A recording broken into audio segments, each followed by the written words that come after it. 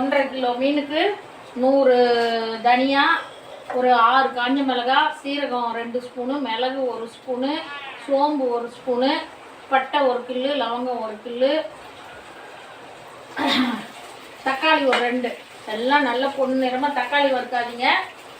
இதை மட்டும் நல்லா எல்லாம் பொண்ணு நிறமாக வறுத்து நல்லா நைஸாக மிக்சியில் அரைச்சிட்டு வந்து ஆற வச்சு அரைச்சி இப்படி மசாலா போட்டு பரட்டி பாருங்கள் எப்படி இருக்குன்னு.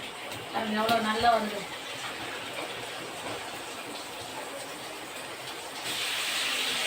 இருக்கா செம பார்க்கலே சாப்பிடலாம் போல இருக்கு. சண்டே எது வேலை இருந்தாலும் வாரத்தில் ஒரு நாள் தான் எல்லாருமே வேலைக்கு போகிறதுனால இருக்காங்க. அதனால் எனக்கு கஷ்டமாக்கா செஞ்சு கொடுத்துறது.